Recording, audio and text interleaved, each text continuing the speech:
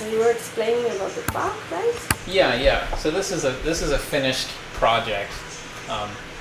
The purpose of this map is to show the context that this pocket park, which we had Main Street Skowhegan had a hand in designing and implementing, showing the context of how it fits into the pedestrian corridors of downtown Skowhegan, as well as the proposal for the redevelopment of the big municipal parking lot in the middle of downtown, which is an entirely separate project.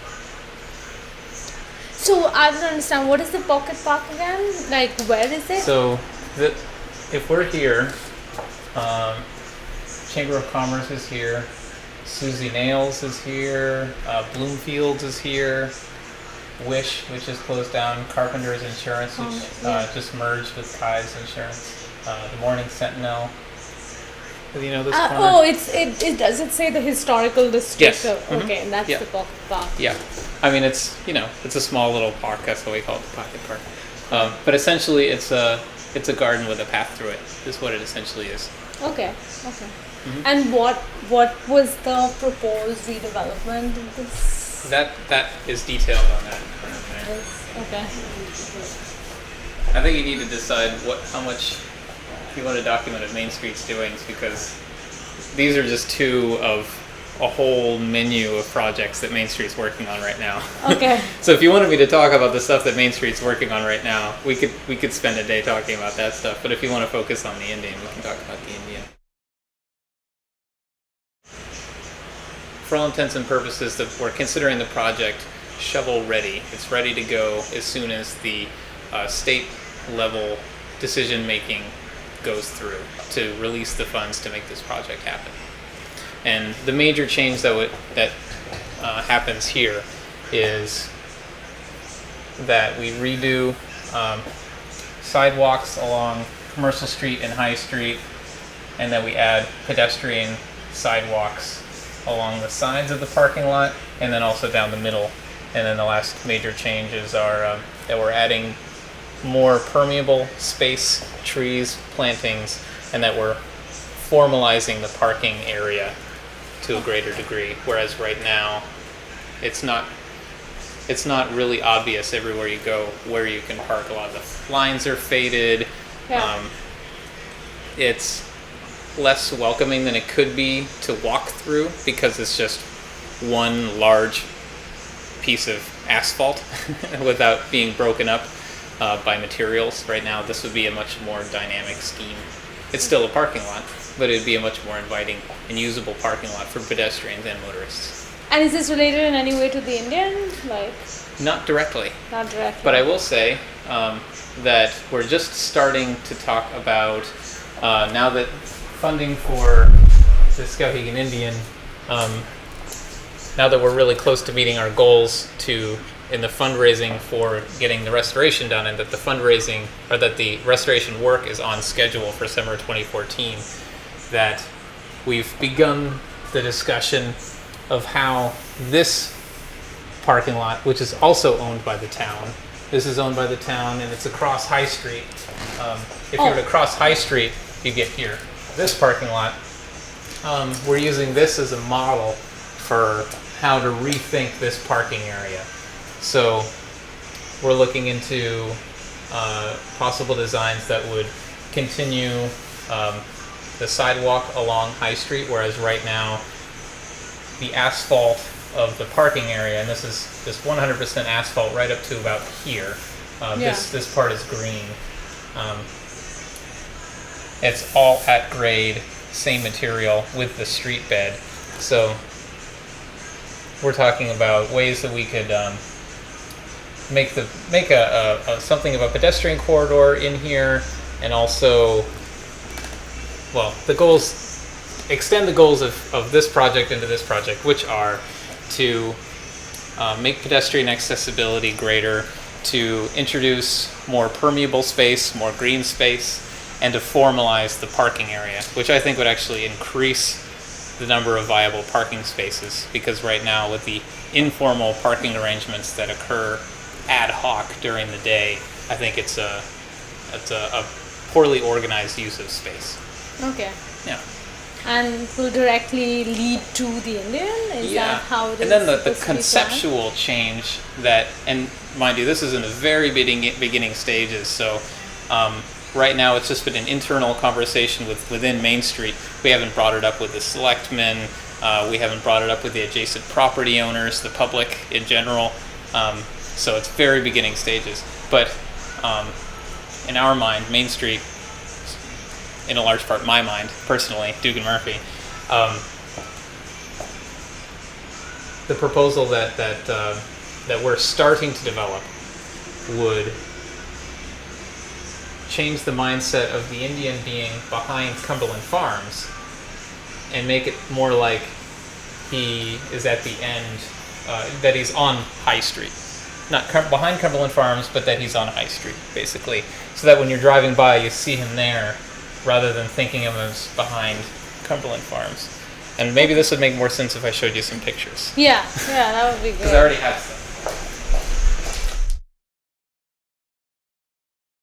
The caveat is that these are entirely preliminary, very first draft. This is stuff that I produced on my own to start the conversation around the parking lot in front of the Indian. So right now, this is essentially what we have. We have Cumberland Farms here, and then 2 buildings here, 2 office buildings here, and there's the Indian. And the property lines in red, you see how the property line goes almost right up to the Indian here and includes some of that green space, but then the back part is owned by Walter Height, who owns this property back here. Right. And then the office building's property line comes almost right up to their front door as well. So most of the people going to these offices park in these lots, though some of them park in these lots here, which are privately owned. And the way people typically park here is they line up their cars along these 2 edges, and then 4 or 6 people tend to pile up in the middle in about that arrangement. And in a perspective view, you see the same thing here. The Cumberland Farms dumpsters are on town land here. They have a couple of propane tanks, and then people just park along the edges. So right now you feel like you're just behind Cumberland Farms because there's the dumpster. It's just a continuous asphalt paved parking area from the street through the parking lot straight through to Cumberland Farms. There's no division anywhere. But what I'm exploring is the idea that if we put a fence along the backside of Cumberland Farms here, and if we were to, which would require moving the dumpsters to this edge over here. Can you just ask what is Cumberland Farms? Like, we're both not from here. Oh, so. that's fine. It's a gas station convenience store. Oh, okay. Mm-hmm. Okay. So they sell chips and soda and stuff like that, cigarettes, and primarily gasoline, I'm sure, is probably the number one product there that they're selling. Okay. And then in terms of the pedestrian connections, like I said, there's no sidewalk along here, so we would extend the sidewalk that already exists at the top of High Street as it connects with Madison Avenue, extend that along the High Street edge of the parking lot and make a pedestrian corridor through the parking lot at grade with the sidewalk connecting directly to the Indian through raised parking, a raised walkway and or at grade with the parking painted sidewalk. And then if you formalize the parking arrangement, then you get a lot more parking spaces than seem to be available now, while at the same time increasing the permeable areas, adding more opportunities for grass, mulch, bushes, trees, whatever comes out of the discussion, which is yet to really start in full. Other opportunities include getting more Bernard Langley sculptures, which the Kohler Foundation right now is finding new homes for a lot of the Bernard Langley sculptures that are at the Cushing estate at this moment. Okay. And this is all very preliminary, but I can speak in a slightly less preliminary way about Main Street Skowhegan's role in getting some more Bernard Langley sculptures hosted here in Skowhegan. Yeah. So we're helping facilitate that conversation. Some of them will be outside, potentially, and some of them will potentially be inside.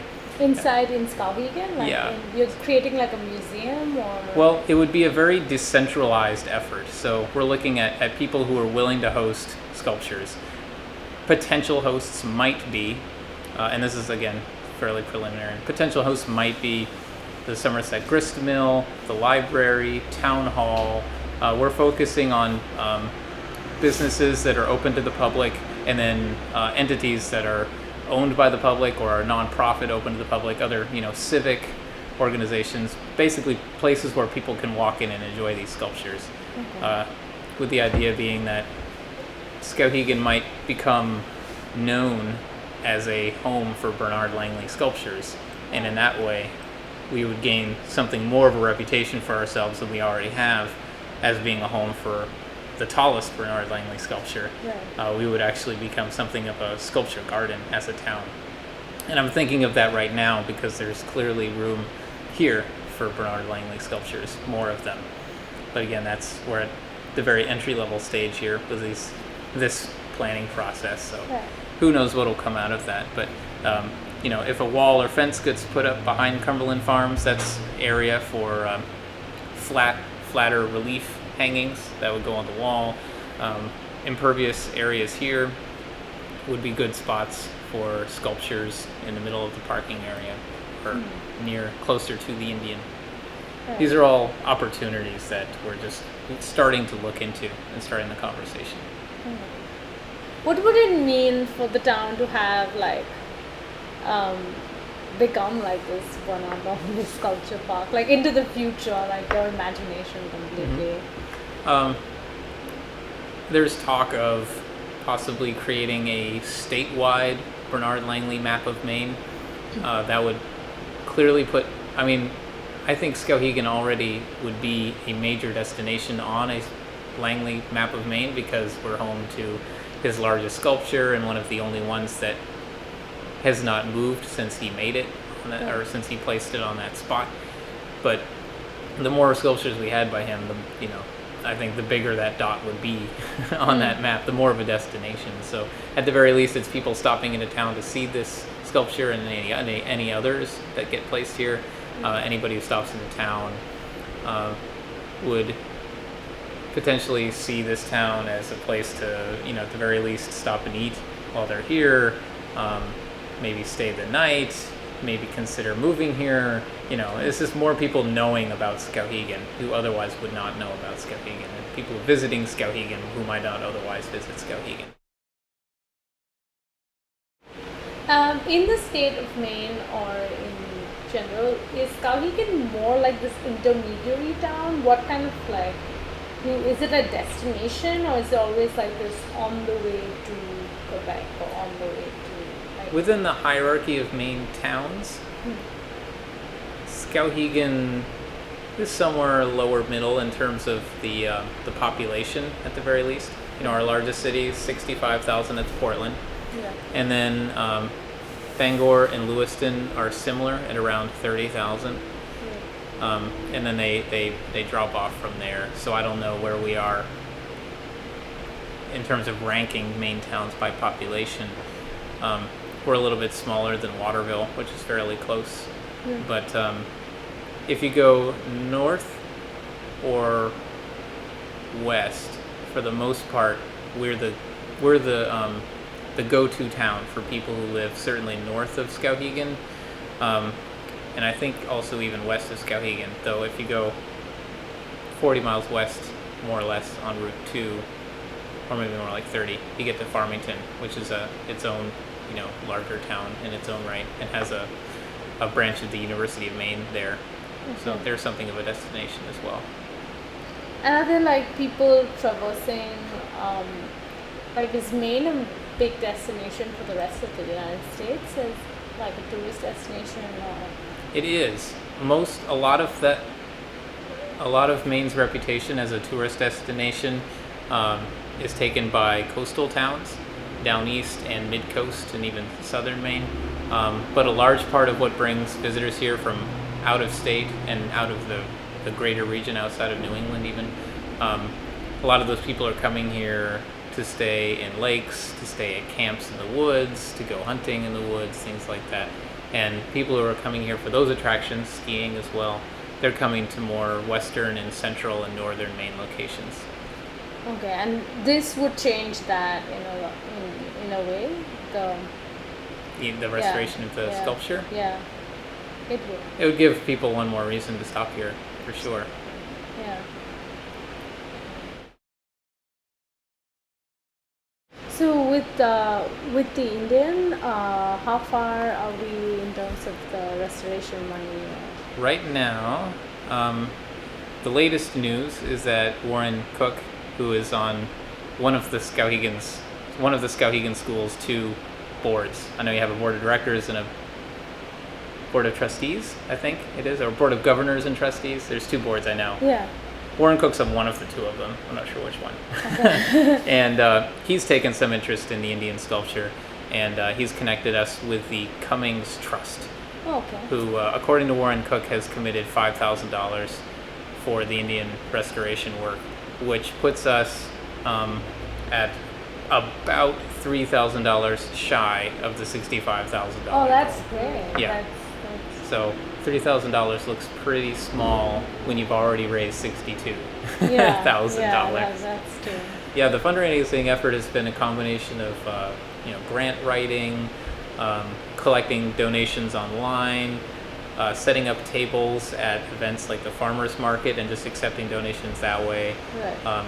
As appreciation, giving away gifts, like we have these vintage postcards. We also have Christmas ornaments. Oh, wow. This is the postcard. The Chamber of Commerce has had at least 1 or 2 boxes of these in storage for decades. And you can buy these? Mm-hmm. Yeah. You didn't? Yeah, they're like old. You didn't print them new. No. These are probably from the 1970s. That's beautiful. Yeah, I don't have a date on this, but I'm going to say this is 1970s. And you said also Christmas decorations? I don't have them here at my office, but if you go to Maybe it's what Corey gave us. It's a plastic circle. Like a yeah, we medallion? have 2. Yeah, we have a little. It might be pottery or porcelain. I don't think it's porcelain. Yeah. But yeah, it's like a heavy white, clay or something like that. Yeah. So we have one of those, and that's like on a little red ribbon. And then there's another one that's more like it's like a gilded stamped thing. That's actually Town of Skowhegan with an Indian head on it. Oh. Both of those are available at the Children's Cottage across the street, as well as a couple other places in town. I think Kid Friendly also, and at the Chamber, I imagine. But I'm not sure how much. For any of those items, I don't know that we have set prices on them. I think we're just giving them away as appreciation gifts when people donate. Right. The T-shirt is the only thing I know that we have a set price on. Those are $20. Right. So we're very confident in scheduling the restoration work for summer 2014. And there's going to be some work done in the interim, like for instance right now the wood needed to do restoration work. And mind you, most of the sculpture can just be touched up in areas, and there's only certain spots that require new material because it's rotted away. For the most part, those are the horizontal items, like his feet, especially his feet actually, because they're not only horizontal but they're right up against concrete, so when it rains it sits in water and it collects rain and snow on top. Yeah. But also his arm and hands, which are horizontal, his weir or wooden fishing net, the horizontal members of that have largely rotted away. So the wood required for that part of the restoration has already been secured, it's been cut, and it's drying right now. Right. So there's that work being done, but for the most part, all the work needs to be done in one go over the course of 2 or 3 months, because being so tall, this sculpture requires there's a couple of different ways you might be able to do it, but the most feasible way that we found is to set up staging or scaffolding around the sculpture.